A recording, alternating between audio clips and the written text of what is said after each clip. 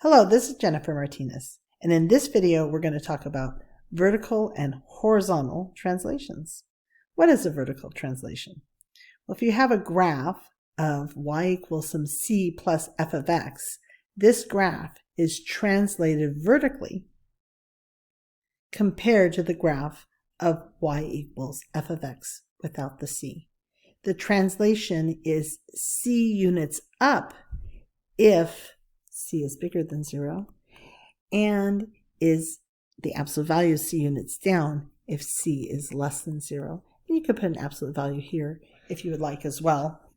It's just not added here because if c is positive, then the absolute value of c is c. So it's the same thing.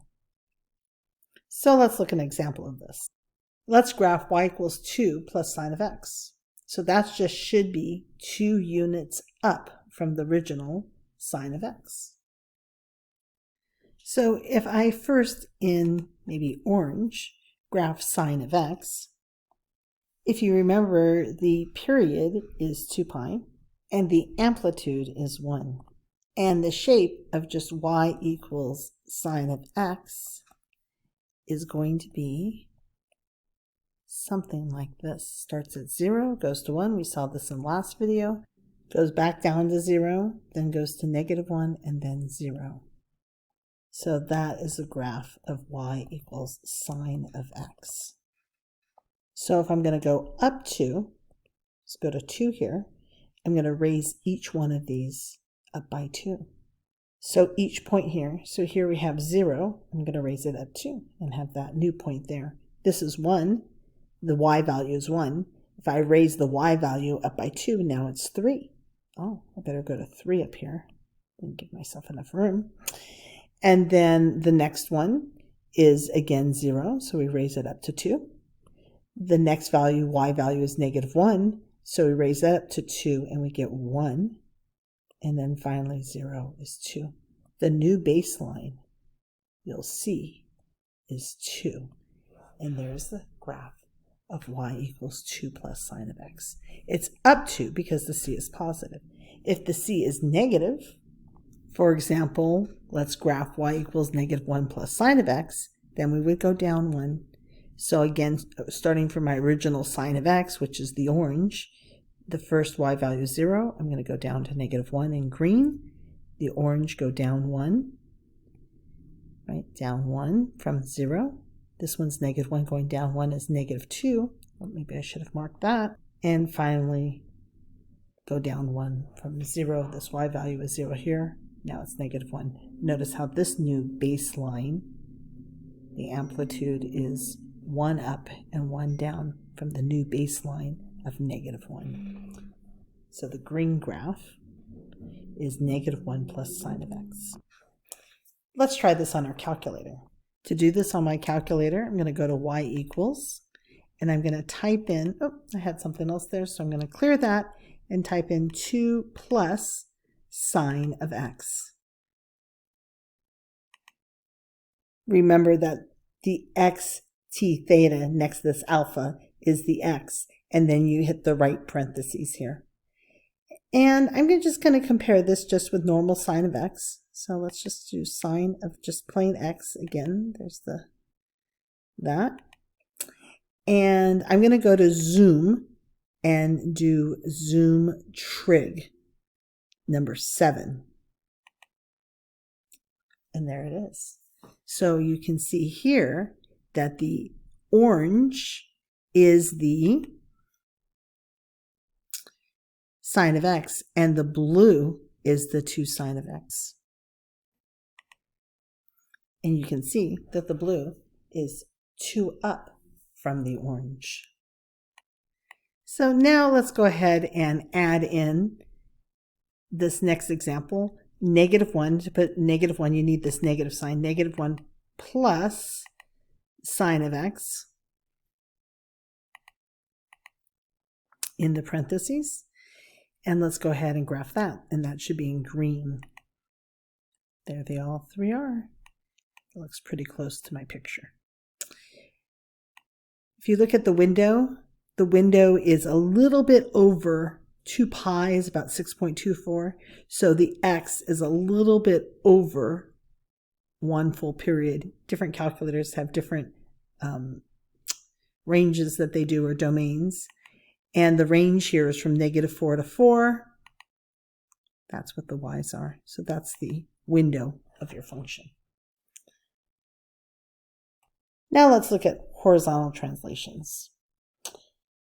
A horizontal translation translates a graph y equals f of x minus d, the minus d is inside here, is translated horizontally compared to the graph of just y equals f of x.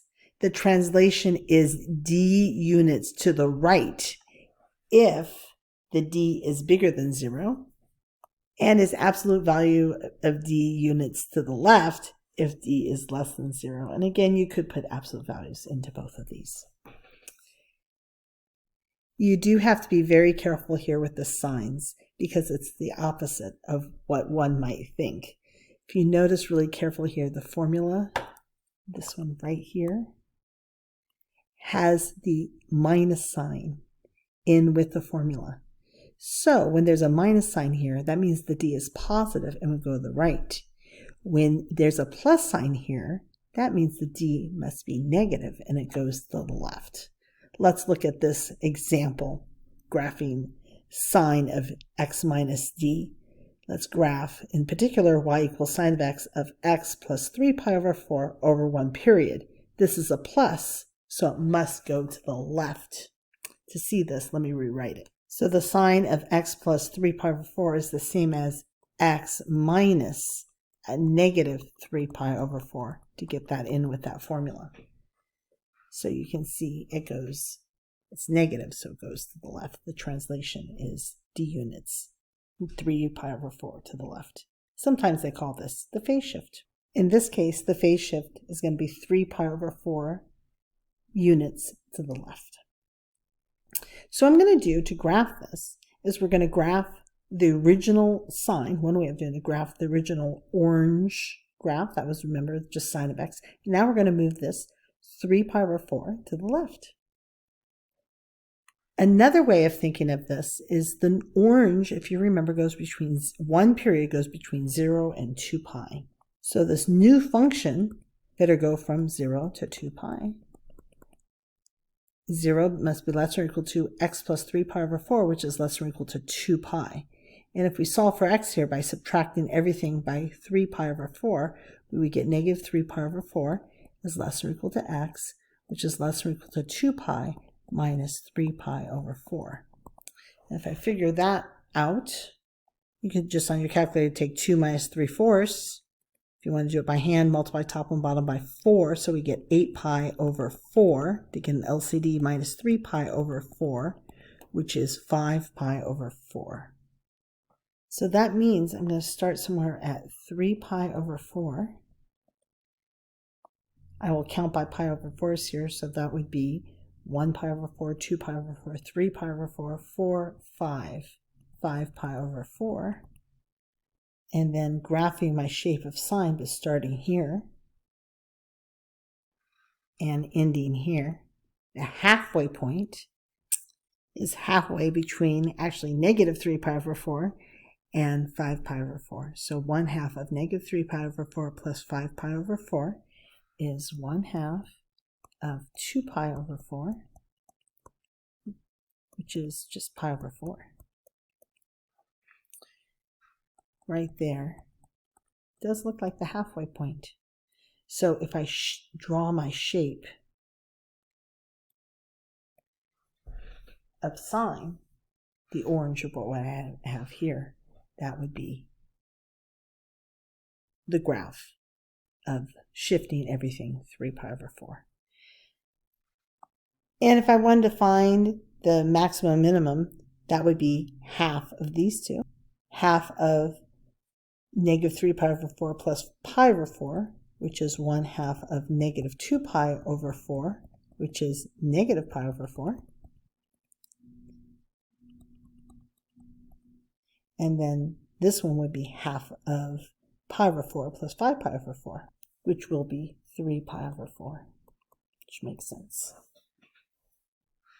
And again, if I just graph sine of x has period of 2 pi, so I'm just going to continue on with pi over 4. So this would be 7 pi over 4. And the next one would be 8 pi over 4, which is 2 pi. So graphing this, you can see here that you would get the same shape, but now it's just shift 3 pi over 4 to the left. Let's look at one more example. Graphing y equals 3 over 2 cosine of 2x minus pi over 2 periods. So first here, I know that the amplitude is 3 over 2, and the period is 2 pi over b, which is pi. So again, the period is 2 pi over b. The b is 2 right there. So 2's cancel, so the period is pi. The phase shift. How I usually handle the phase shift again is like I did above. I'm going to look at this new function between one period. Let's just do one period, 0 to 2 pi first, and then we'll draw the extra period. So I'm going to say that 0 is less or equal to 2x minus pi, which is less or equal to 2 pi. And then I'm going to solve for x, add pi to all three sides. So I know my new function, 2x, is going to go from pi to 3 pi. But if I divide everything by 2, we know that x is going to go between pi over 2 and 3 pi over 2. By the way, if I subtract those, it is pi. So what I'm going to do here is I'm just going to make this a little smaller because we need 2 periods. So this is pi over 2. And then the next one would be 2 pi over 2, which is pi. The next one is 3 pi over 2. So I'm going to draw one full cosine between the pi over 2 and the 3 pi over 2. The amplitude is 3.5, so 1.5 is halfway in between the 1 and the 2. And if you remember what cosine looks like, instead of starting at 0, like sine over here, we know it starts at 1. And it then goes, the next point is 0. We break it up into 4 parts, -1. 3 pi over 2 is usually 0, and then goes back to 1. So I'm going to do the same thing with the 4 parts here. So I'm going to break this into 4 parts, then I'm going to go up to 3.5. My next point is 0. The next one goes -1.5, 0, and 1. And I'm going to draw a curve so you can see it's really smushed up. You can do it again. Go either way, but say I go this way. Break it up into 4 parts. So the next one is 0, the next one is -1, 0, and 1, and there would be another one. This point right here, the period is pi, so if I take 3 pi over 2 and I add it to pi, which is the same thing as taking 3 pi over 2, adding it to 2 pi over 2, I would get 5 pi over 2. So 2 periods would start at pi over 2 and go to 5 pi over 2. You would think that the phase shift is pi from here, but it turns out, if you look, that the phase shift is only, I shifted over how much, is only pi over 2.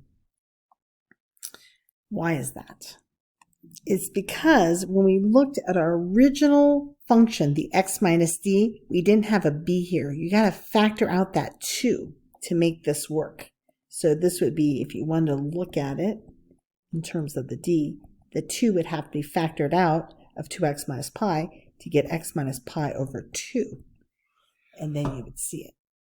If you want to compare this graph to just a normal cosine without the shift, I would do everything except for the phase shift. So let's do that here in green. So I'm going to graph y equals 3/2 cosine of 2x. The period and the amplitude are the same. The period is pi, so I put a yellow there. I broke the pi up into 4 parts. Graphing that with an amplitude of 1.5, you get this curve right here in green. And you can see that the blue is pi over 2 to the right of green.